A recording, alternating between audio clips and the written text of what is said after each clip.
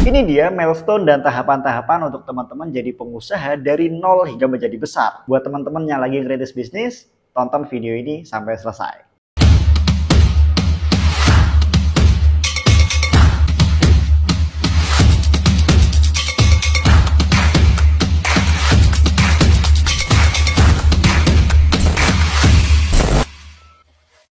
Halo teman-teman, welcome back to my YouTube channel, Mas Nazik. Hari ini kita akan membahas tentang tahapan-tahapan dan milestone untuk teman-teman bisa jadi pengusaha besar dari nol.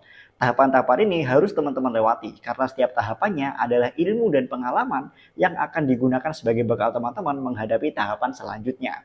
Hampir semua pengusaha sukses, pengusaha besar itu melewati tahapan-tahapan dan milestone ini dengan disiplin. Tidak boleh lompat-lompat karena akan sangat berisiko sekali.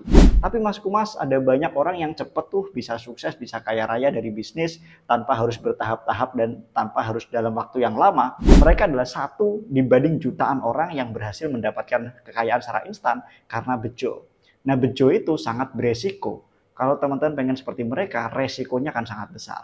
Nah, daripada teman-teman beresiko secara besar, lebih baik teman-teman menyusun tahapan dengan benar, dengan ilmiah, dengan pasti. Perkara teman-teman dikasih sukses lebih cepat, maka itu teman-teman termasuk bejo. Kalau teman-teman lebih lambat suksesnya, teman-teman tidak gagal. Nah, maka dari itu teman-teman harus bertahap dengan baik, dengan disiplin.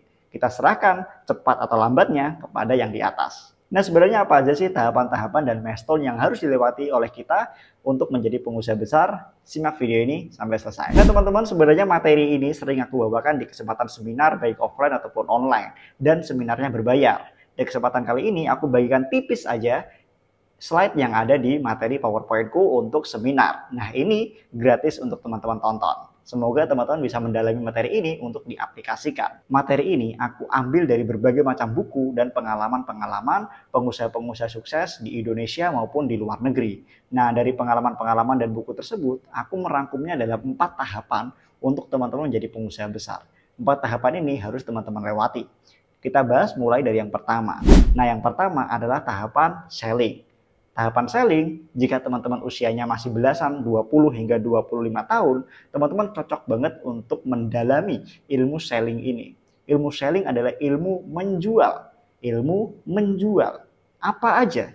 Bisa kemampuan teman-teman, keterampilan teman-teman, produk yang teman-teman miliki, produk orang lain yang teman-teman kerjasamakan, sampai jasa yang teman-teman berikan. Itu adalah tahapan selling. Tahapan selling tidak memiliki resiko yang besar. Teman-teman bisa mengambil produk dari orang lain, menjual jasa teman-teman. Yang terpenting teman-teman tahu caranya menjual. Caranya menjual. Caranya menawarkan produk ke orang lain. Caranya menawarkan jasa ke orang lain.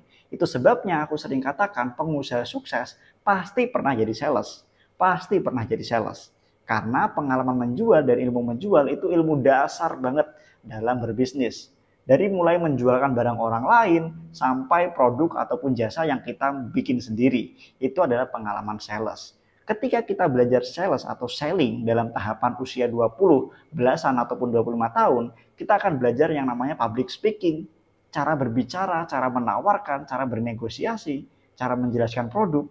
Yang kemudian kita akan belajar di tahapan selling juga adalah product knowledge, pengetahuan kita tentang produk, pengetahuan kita tentang jasa, sampai mengolah keterampilan kita secara mendalam untuk dijual dan ditawarkan ke masyarakat.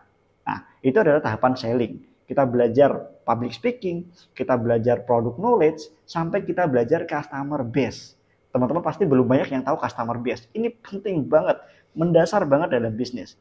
Customer base adalah bagaimana teman-teman bisa mengidentifikasi pasar atau potensi market teman-teman untuk menawarkan barang dan jasa teman-teman.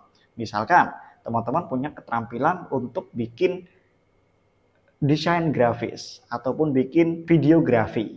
Nah, market teman-teman itu siapa? Market teman-teman mungkin saja adalah kampus, lingkungan mahasiswa, lingkungan event organizer, lingkungan wedding organizer. Nah, itu adalah customer base teman-teman. Itu adalah cara teman-teman mengidentifikasikan market atau pasar. Nah, ini ilmu kepekaan yang penting banget dalam berbisnis. Nggak bisa kita bisnis modal egois atau idealisme kita karena kita suka suatu barang, kita paksakan untuk menjual ke orang lain, itu akan sangat beresiko dan sangat berat sekali.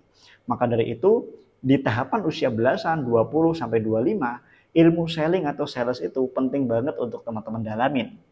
Di tahapan pertama ini, teman-teman bisa kerja dulu sebagai seorang sales, diterima aja, nggak perlu gengsi, dan belajar banyak hal tentang dunia sales. Baru kita masuk ke tahapan yang kedua. Nah, teman-teman, tahapan yang kedua adalah tahapan innovate atau berinovasi. Teman-teman udah mulai jenuh, udah mulai bosan ngejual barang orang lain. Teman-teman udah mulai berinovasi produk sendiri, memodifikasi produk yang sebelumnya teman-teman jualin. Teman-teman bikin produk teman-teman sendiri dan teman-teman tawarkan kepada customer teman-teman atau kepada perusahaan tempat teman-teman menjadi sales. Nah, biasanya teman-teman jadi sales vas bunga. Kemudian teman-teman berinovasi untuk membuat potnya. Dan teman-teman menyuplai pot untuk perusahaan yang teman-teman bekerja. Atau menyuplai bunganya, atau menyuplai komponen yang ada dalam produk tersebut. Biasanya seperti itu. Atau teman-teman menjadi pesaing daripada perusahaan yang sebelumnya teman-teman menjadi sales. Itu juga bisa. Namanya juga dunia bisnis, pasti penuh persaingan. Nah, innovate ini usia berapa Mas? Jelas, lanjutan daripada tahapan selling. Usia 25 sampai 30 sampai 35. Kita ambil marginnya 10 tahun aja. 25 sampai 35 tahun teman-teman harus masuk ke tahapan innovate. Membuat brand sendiri, membuat produk sendiri, membuat nilai tambah sendiri, sampai mengatur harga sendiri, dan belajar yang namanya manajemen skill dan manajemen resiko.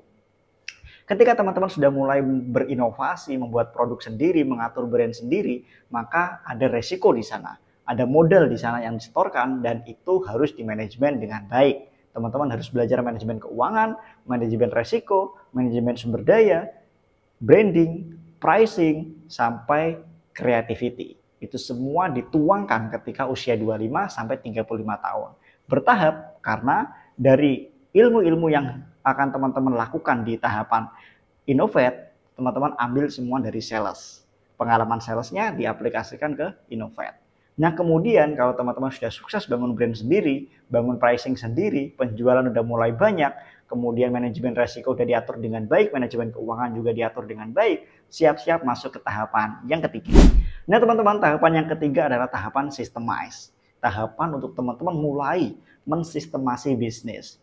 Teman-teman, percayalah bahwa bisnis itu harus dikerjakan oleh banyak orang. Tidak bisa dilakukan sendirian. Ketika teman-teman idealis dan memaksakan mengerjakan sendiri, maka tidak bisa berkembang dengan besar.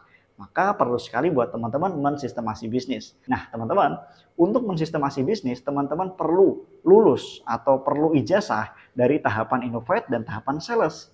Teman-teman harus betul-betul sudah lolos di tahapan sales, tahapan innovate, baru betul-betul bisa mengaplikasikan tahapan systemize. Tahapan systemize ini teman-teman sudah mulai mengatur mega production. Teman-teman sudah mulai memproduksi produknya dalam skala yang besar. Sudah mulai punya banyak karyawan, mengatur manusia-manusia, memiliki manajer, sampai memproduksi barang dalam jumlah yang banyak. Dan teman-teman selain pusing mikirin mega production, teman-teman udah mulai pusing mikirin distribution. Nah, distribution ini bagaimana produk teman-teman bisa menyebar ke seluruh Indonesia, seluruh bagian di Indonesia. Akan sangat lebih rumit lagi. Dan ilmu yang selanjutnya dipelajarin pada tahapan systemize adalah membangun autopilot system. Bagaimana teman-teman jalan-jalan, bisnisnya bisa tetap jalan. Bagaimana membangun struktur organisasi yang bagus, membangun struktur bisnis yang bagus, komposisi saham yang bagus, itu semua ada dalam tahapan systemize. Jelas usianya adalah 35 sampai 45 tahun. Itu adalah masa kejayaan-kejayaan seseorang dalam berbisnis, usia 35 sampai 45 tahun. Kita lanjut ke tahapan yang keempat. Setelah lulus dan punya ijazah dari tahapan systemize, dibuktikan ijazahnya dengan kesuksesan bisnis kita dalam mensistemasi, bisa jalan sendiri, bisa mega production, bisa distribution dengan baik, maka teman-teman sudah masuk usia 45 ke atas. Udah mau mulai masuk 50. Teman-teman harus wajib, teman-teman harus mulai untuk grow, untuk membangun bisnisnya lebih besar lagi, untuk bertumbuh lebih besar lagi. Caranya bagaimana? Caranya adalah dengan membangun business relation atau relasi bisnis. Teman-teman mulai bekerja dengan banyak perusahaan, mulai lobby-lobby dengan banyak perusahaan. Teman-teman juga mulai untuk ikut banyak organisasi pengusaha, berkenalan dengan pengusaha-pengusaha lain dan bertukar pengalaman. Ingat ya, pengusaha itu nggak pernah berhenti untuk belajar, dan dalam menghadapi tahapan growth ini, teman-teman harus betul-betul punya mindset growth. Ketika hadir teknologi baru, maka teman-teman harus berpikir bagaimana perusahaannya bisa beradaptasi, bagaimana perusahaannya bisa beradaptasi, dan adaptasi. Karena perkembangan teknologi dan perkembangan zaman itu akan sangat meresikokan perusahaan ketika kita tidak beradaptasi. Maka dari itu, seorang pemimpin yang baik di usia 45-55 tahun harus punya kepekaan adaptasi yang tinggi. Nggak boleh gaptek, kalaupun gaptek harus bikin tim IT dan R&D dengan baik supaya bisnisnya tetap bertahan. Itu adalah tahapan growth dan bertumbuh. Selain itu, teman-teman juga harus mulai berinvestasi dalam tahapan growth. Investasi yang dimaksud, teman-teman mulai menyiapkan ember-ember lainnya dalam bisnis. Ketika teman-teman udah sukses bisnis di bidang sepatu, teman-teman tidak boleh hanya sekedar menaruh uangnya di dalam bisnis tersebut. Teman-teman harus mulai membangun bisnis-bisnis lainnya, misalnya kaos kaki, baju, tas, dan lain sebagainya yang mungkin berhubungan tapi bisa terkendali dalam ember-ember yang lain. Jadi ketika terjadi kegagalan dalam ember yang satunya, teman-teman masih punya cadangan-cadangan bisnis. Itu adalah tahapan investasi dalam tahapan growth ini. Jadi semua pengusaha besar itu melewati 4 tahapan ini, teman-teman.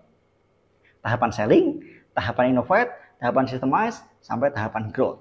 Baru kemudian dia bisa establish dan pensiun. Mungkin usia 55 udah pensiun atau usia 60 udah pensiun. Sudah menikmati semua hasil jerih payah yang dia dapatkan dalam semua tahapan ini. Kok ada orang yang sukses usia 30 udah pensiun? Itu bejo. Kita kembali lagi, kita nggak bisa ngambil orang bejo untuk diterapkan ke kita karena faktornya sangat banyak. Ya, faktor lain yang tidak terduga sangat banyak. Kita ambil tahapan yang pasti aja sampai usia 60 ini. Maka teman-teman untuk menjadi pengusaha besar, siapkan tahapan-tahapan ini dengan baik. Pastikan untuk melewati milestone ini dengan tepat dan disiplin dengan mencicil tahapan-tahapannya secara konsisten. Semoga teman-teman sukses dan kita berharap untuk bisa sukses membawa Indonesia maju dengan banyaknya pengusaha muda di Indonesia. Yuk Mas Gustiari, yang belum subscribe jangan lupa subscribe dan sampai jumpa di video selanjutnya.